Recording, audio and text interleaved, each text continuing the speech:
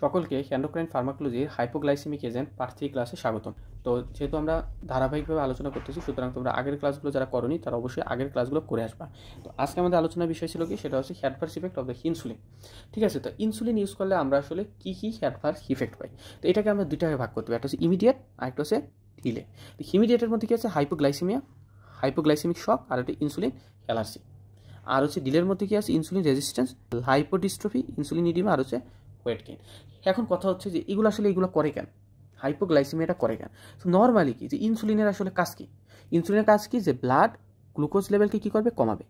এখন তুমি যদি এক্সেসিভ একটা ডোজ নাও, মনে করো যার প্রয়োজন ছিল 15 মাইক্রো ইউনিট, হ্যাঁ মনে করো কারো 15 মাইক্রো ইউনিটের প্রয়োজন ছিল, কিন্তু তুমি নিয়ে নিছো কতটুকু, নিয়ে নিছো হচ্ছে 50 মাইক্রো ইউনিট।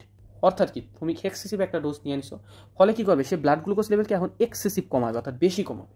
ফলে আমার কী হবে, হাইপোগ্লাইসেমিয়া। আশা করি বুঝতে পারছি। এবং এই হাইপোগ্লাইসেমিয়া থেকে আস্তে আস্তে কী হয়, হাইপোগ্লাইসেমিক শক ডেভেলপ করতে পারে। এরপর কী আছে, ইনসুলিন অ্যালার্জি। এখন এই ইনসুলিন অ্যালার্জি আসলে হয় কেন। মনে করো ইনসুলিনকে যদি কখনো তোমার বডি ফরেন সাবস্টেন্স হিসেবে কাউন্ট করে, আমি যখন ক্লাসিফিকেশনে পড়াইছিলাম আমি তোমাদেরকে বলছিলাম, তোমার মনে আছে কিনা, যে ইনসুলিন আমরা 3 ধরনের, হিউম্যান, পোভাইন, পোরসিন, এবং এখানে অ্যামিনো অ্যাসিডের মধ্যে একটা পার্থক্য আছে। এবং আমি বলছিলাম যে এগুলো অ্যামিনো অ্যাসিড হওয়ার জন্য কী হয়, যেটা ফরেন বডি হিসাবে কাউন্ট হতে পারে।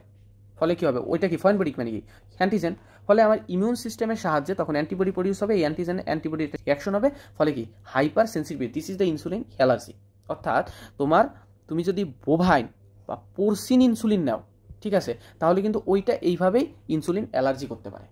ঠিক আছে, অনেক সময় ভাইবার জিজ্ঞাসা করে যে কোনটা বেশি করে, অবশ্যই কিন্তু বোভাইনটা বেশি করে, কারণ বোভাইনের 3টা অ্যামিনো অ্যাসিডের পার্থক্য আছে। ঠিক আছে, আচ্ছা, আশা করি বুঝতে পারছি। এরপরে যে ডিলের বিষয়টা আছে, ডিলেতে কী হয়, যে ইনসুলিন রেজিস্ট্যান্স, আরেকটা আছে কি লাইপোডিস্ট্রফি, ইনসুলিন ইডিমা, আর হচ্ছে ওয়েট গেইন। এখন ইনসুলিন রেজিস্ট্যান্সের বিষয়টা কি, মানে ইনসুলিনটা আসলে নিতে নিতে যে এই যে ইনসুলিনের যে রিসেপ্টরগুলো আছে না, অর্থাৎ যে রিসেপ্টরের সাথে বাইন্ড করে, এই রিসেপ্টরের তোমার অ্যাক্টিভিটিটা কমে যায়। ঠিক আছে, এই রিসেপ্টরের অ্যাক্টিভিটি কমার জন্যই কী হয়, যে ওই ইনসুলিনটা আর ভালোভাবে কাজ করতে পারতেছে না। তো যেটা তুমি দিতেছো, কিন্তু যেহেতু রিসেপ্টরের অ্যাক্টিভিটি কম বা রিসেপ্টরের সেন্সিটিভিটি কম, এটাকে আরও সুন্দরভাবে বলা যায় যে সেন্সিটিভিটি কম, সেন্সিটিভিটি কম। তাহলে এই সেন্সিটিভিটি কম থাকার জন্য ওই ইনসুলিনটা কাজ করতে পারে, এটাকে বলা হয়েছে কি ইনসুলিন রেজিস্ট্যান্স। এটা শুধুমাত্র যে ইনসুলিনের বিষয়টা সেরকম না, যে কোনো ড্রাগই তুমি যদি লম্বা সময় ধরে ইউজ করো, তাহলে ওইটাই আস্তে আস্তে রেজিস্ট্যান্স হয়। এটা শুধু ইনসুলিনের ক্ষেত্রে, সবার ক্ষেত্রে। আচ্ছা, এরপর কি আছে, এরপর আছে লাইপোডিস্ট্রফি নিয়ে আমি কিন্তু আগের ক্লাসে বিশাল অনেক কথাবার্তা বলে আসছি এই যে এখানে। সুতরাং তোমরা যারা আগের ক্লাসটা করো নি, আগের ক্লাসটা করবে, আর যারা করছো তারা তো পারোই। আচ্ছা, এরপরে কি আছে, ইনসুলিন ইডিমা, আর হচ্ছে ওয়েট গেইন। এখন কথা হচ্ছে ওয়েট গেইনটা করে কেন। ওয়েট গেইনটা করে হচ্ছে, তুমি যদি সিম্পলি আসলে চিন্তা করো যে ইনসুলিনটা কী করছিল, ইনসুলিনটা কী করো, যে ব্লাড গ্লুকোজ লেভেলটা কী করে, কমায়। তো কমাইছে হলো কীভাবে, সে সেলের ভেতরে গ্লুকোজটা কী করে, বাড়ায়, গ্লুকোজটাকে কী করে বাড়ায়। অর্থাৎ তোমার সেলের ভেতরে কী আছে, এখন কিন্তু গ্লুকোজ বেশি। ঠিক আছে, এবং ইনসুলিনের আরও কিছু কাজ আছে, সে কী করে, সে প্রোটিন সিনথেসিস করে, এবং সে আরও কী করে, সে লিপোজেনেসিস করে, অর্থাৎ লিপিডকেও সিনথেসিস করতেছে। তাহলে এখন তুমি এইগুলো সব কয়টা, এই যে 3টা স্টেপের কথা বললাম, এই 3টা স্টেপের দিকে তাকাইয়া তুমিই বলো যে এটা ওয়েট গেইন করাইবে কিনা। অবশ্যই করাবে, কারণ যখন সেলের মধ্যে গ্লুকোজ লেভেলটা বাড়তেছে, মানে কি সেল এখন বেশি বেশি নিউট্রিশন পাইতেছে, সুতরাং কি সেলের এখন গ্রোথ হওয়ার একটা সম্ভাবনা আছে। আবার প্রোটিন সিনথেসিস হচ্ছে, তাহলে প্রোটিনের পরিমাণটাও বাড়তেছে, আবার লিপোজেনেসিস, লিপিডের পরিমাণটাও বাড়তেছে। আলটিমেটলি কী হচ্ছে, তোমার বডির স্ট্রাকচারের একটা পরিবর্তন নিয়ে আসতেছে, ফলে কি তার ওয়েট গেইন করবে।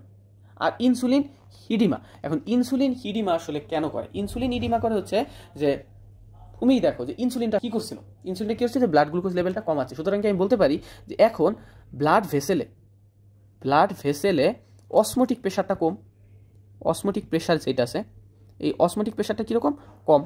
ঠিক আছে, তো এই ব্লাড ভেসেলে যদি অসমোটিক প্রেশার কম হয়, তাহলে কি আমি বলতে পারি যে এখন আর ফ্লুইডটাকে ব্লাড ভেসেল ধরে রাখতেছে না, কারণ অসমোটিক প্রেশারের কাজ কি, ফ্লুইডটাকে ধরে রাখা। সুতরাং কি তখন কিন্তু আর ব্লাড ভেসেলের মধ্যে ফ্লুইডটাকে ধরে রাখতেছে না, ফলে কি ফ্লুইড লিকেজ হবে। তাহলে এই ফ্লুইড লিকেজ কোথায় হবে, ইন্টারস্টিশিয়াল স্পেসে। তাহলে আলটিমেটলি তোমার কি হচ্ছে, ইনসুলিন ইডিমা।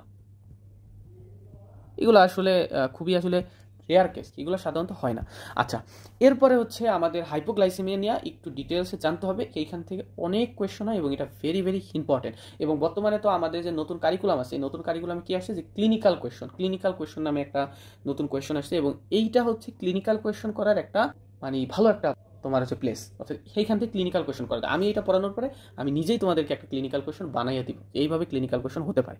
আচ্ছা, তাহলে ইনসুলিন ইনডিউস হাইপোগ্লাইসেমিয়া, এখন এই হাইপোগ্লাইসেমিয়া আসলে কজেস কি? কজ হচ্ছে due to the large doses of insulin, অর্থাৎ তুমি যদি অনেক বেশি আসলে ডোজ নাও, ওই যে আমি বললাম। এরপরে আসি due to the inadequate carbohydrate intake or delay intake of taking meat. Insulin কিন্তু ইউজুয়ালি কিন্তু 2টা ডোজ নেওয়া হয়, একটা হচ্ছে কি মর্নিং, আরেকটা হচ্ছে কি আফটারনুন, ঠিক আছে। এবং ইনসুলিনের ডোজের ক্ষেত্রে বলাই হয় যে ইনসুলিন নেওয়ার 30 মিনিটের ভেতরে আপনি অবশ্যই খাবার খাবেন। তো এখন মনে করো কোনো একজন পার্সন সে কী করলো, সে হচ্ছে ইনসুলিন নিল কিন্তু সে কোনো খাবার খাইলো না, ফলে কি হয়, তার ইনসুলিন আছে কিন্তু ব্লাডে গ্লুকোজ নেই, ফলে ওই সময় সে কী করে, যতটুকু আছে অতটুকুই কমাইয়া দেয়, ফলে তার হাইপোগ্লাইসেমিয়া। এছাড়া কি আছে, সে ফিজিক্যাল এক্সারসাইজ করতেছে, ফিজিক্যাল এক্সারসাইজ করলে কিন্তু এমনিই ব্লাড গ্লুকোজ লেভেলটা কমে, আরও সে নিচ্ছে ইনসুলিন। সো ইনসুলিন নেওয়ার পরে কিন্তু ফিজিক্যাল এক্সারসাইজ করাও যাবে না। আচ্ছা, এটা আসলে ক্লিনিক্যাল ফিচার কি, পেশেন্ট আমাদের সাথে কীভাবে আসে।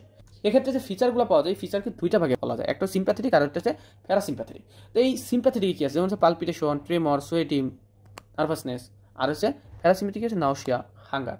এছাড়া আনকনসিয়াসনেস, কোমা এবং আলটিমেটলি ডেথ করতে পারে। তুমি মনে রাখবা, হাইপারগ্লাইসেমিয়াতে কখনো একটা পেশেন্ট ইমিডিয়েটলি মারা যায় না, বাট হাইপোগ্লাইসেমিয়াতে একটা পেশেন্ট ইমিডিয়েটলি মারা যায়। সুতরাং hypoglycaemia is more dangerous, it May causes death. ঠিক আছে, আশা করি বুঝতে পারছো। আচ্ছা, এখন এটা আসলে আমরা ম্যানেজমেন্ট কীভাবে করবো, একটা পেশেন্ট যদি আমাদের কাছে এটা নিয়ে আসে, আমরা পেশেন্টকে কীভাবে ম্যানেজমেন্ট করবো। আমরা প্রথমে দেখবো পেশেন্ট কি কনসিয়াস না। যদি কনসিয়াস হয় তাহলে আমরা কি করব, যে any glucose containing, any sugar containing আমরা কি দেবো, ফ্লুইড অথবা ফুড। ঠিক আছে, ফর এক্সাম্পল আমরা তাকে দিতে পারি সুগার, পরে আমরা কি দিতে পারি, হানি বা গ্লুকোজ কন্টেইনিং যে কোনো খাবার। ঠিক আছে, আর যদি আনকনসিয়াস নয়, অর্থাৎ এই ক্ষেত্রে তো আর এইগুলো দেওয়ার কোনো সুযোগ নেই। এক্ষেত্রে কী করতে হবে, আমার 50% DA solution intravenously, injection 1 milligram glucagon, আর একটা হচ্ছে ইনজেকশন অ্যাড্রেনালিন। এবং আমরা সাধারণত ক্লিনিক্যালি 50% ইউজ করি না, বাংলাদেশে 50% সম্ভবত নাই, অর্থাৎ পাওয়া যায় না।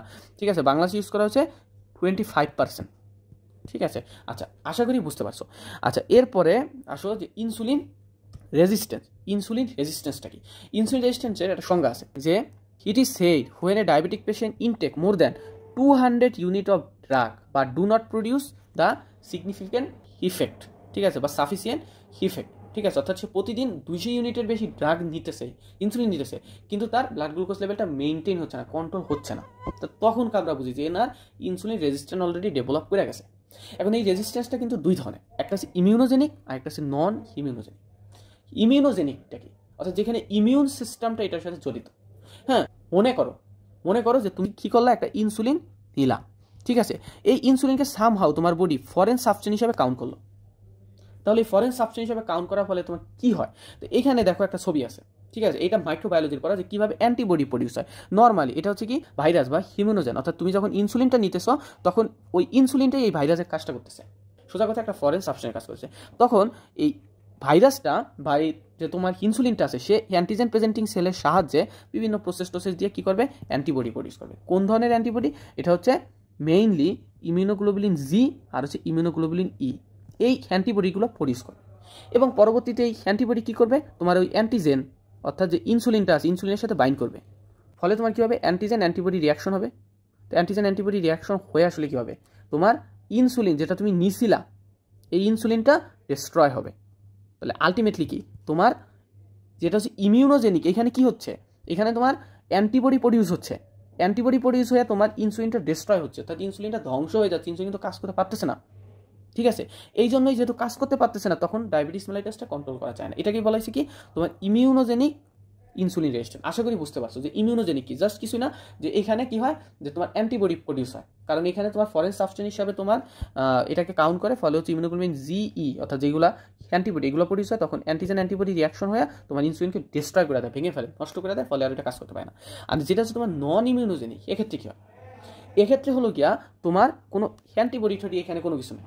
এখানে বিষয়টা হচ্ছে সিম্পল কথা, যে ওই যে তুমি দীর্ঘদিন যাবত যে কাজ করতেছো, এই জন্য কী হয়, যে ইনসুলিনের যে রিসেপ্টর আছে, এই রিসেপ্টরের কি হয়, যে নাম্বারটা কমে নাম্বারটা তোমার কমতেছে অথবা অ্যাফিনিটিটা কমতেছে, অর্থাৎ ইনসুলিন রিসেপ্টরের নাম্বার কমতেছে অথবা ইনসুলিন রিসেপ্টরের ইনসুলিনের প্রতি যে অ্যাফিনিটি আছে এই জিনিসটা কমতেছে, ফলে আগের মতো আর কাজ করতে পারতেছে না। ঠিক আছে, আশা করি বুঝতে পারছো। এখন যদি তোমাকে জিজ্ঞাসা করা হয় যে এটা ম্যানেজমেন্ট আমরা কীভাবে করবো, হাউ টু ম্যানেজ, ঠিক আছে, তো ম্যানেজমেন্টের জন্য যখন আমরা ইমিউনোজেনিকটা, এক্ষেত্রে আমরা কী করি, এক্ষেত্রে হচ্ছে কি আমরা প্রথমেই কী করবো, যে চেঞ্জ দ্য ব্র্যান্ড, আমরা কোম্পানিটাকে পরিবর্তন করে দিব। অর্থাৎ আগে একটা পেশেন্ট সে যদি ধরো ইনসেপ্টা কোম্পানির ইনসুলিন নিত, এখন তাকে ইনসেপ্টা পরিবর্তন করে হেস্কোয়ার বা অন্য কোনো একটা কোম্পানিটা দিব। কারণ কি, কারণ ইনসেপ্টারটা অলরেডি সেটা ফরেন বডি হিসাবে কাউন্ট হইতেছে, সুতরাং আমি দেখবো যে কোম্পানি পরিবর্তন করে ওইটা মানে যে আমি ভিন্ন একটা দিতেছি ওইটা আবার ফরেন বডি হিসাবে যদি কাউন্ট না হয়। ঠিক আছে, এরপরে আমরা কী দেবো, হচ্ছে অ্যান্টিহিস্টামিন দিব, আর সাথে তাকে গ্লুকোকর্টিকয়েড দেবো, দেবো। এখন কথা হচ্ছে এখানে অ্যান্টিহিস্টামিনের রোল কি আর গ্লুকোকর্টিকয়েডের রোল কি। অ্যান্টিহিস্টামিনের রোল হচ্ছে গিয়া তুমি এইখানে কি পড়লা, যে যখন তোমার এই প্রসেসটা হইলো তোমার কি প্রডিউস হইলো, ইমিউনোগ্লোবিন ই, এবং তুমি মনে রাখবা যেখানেই ইমিউনোগ্লোবিন ই সেখানে কি অ্যালার্জিক রিয়াকশন। তাহলে অ্যালার্জিক রিয়াকশন মানে কি, চুলকানি, অর্থাৎ তার বডিতে ইচিং হতে পারে। ঠিক আছে, তাহলে এখন এই যে অ্যালার্জিক রিয়াকশন এটাকে প্রিভেন্ট করা যায় কিভাবে, অ্যালার্জিক রিয়াকশনের জন্য সারা জীবনে কি অ্যান্টিহিস্টামিন, এই জন্য আমরা এটা কি করলাম, যে অ্যান্টিহিস্টামিন দিলাম, যাতে ইমিউনোগ্লোবিন ই এর জন্য যে ইচিংটা হতে পারে এটাকে প্রিভেন্ট করে দেয়। আর এটা কি গ্লুকোকর্টিকয়েডের রোল কি, আমি গ্লুকোকর্টিকয়েড ক্লাস যখন পড়াইছিলাম তোমাদেরকে আমি বলছিলাম যে গ্লুকোকর্টিকয়েড একটা রোল আছে, সেটা হচ্ছে ইমিউনো সাপ্রেসিভ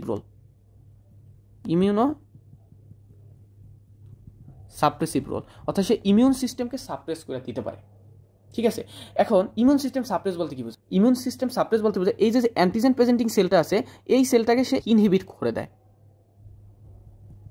তো এই সেলটা যদি ইনহিবিট করে দেয় তাহলে আলটিমেটলি কি এখন আর অ্যান্টিবডি প্রডিউস হবে কিনা, না, এখন কিন্তু আর অ্যান্টিবডি প্রডিউস হচ্ছে না। ফলে কি আমি বলতে পারি যেহেতু অ্যান্টিবডি প্রডিউস হচ্ছে না, সুতরাং নো অ্যান্টিজেন অ্যান্টিবডি রিয়াকশন, এবং এখন আর এই যে ইনসুলিনটা ডিস্ট্রাকশন হয়েছিল এইটা হইতেছে না। তাহলে আলটিমেটলি কি এখন আবার ইনসুলিন পাওয়া যাবে এবং সেটা কাজ করবে। সুতরাং এখানে গ্লুকোকর্টিকয়েডটা কিন্তু খুবই গুরুত্বপূর্ণ।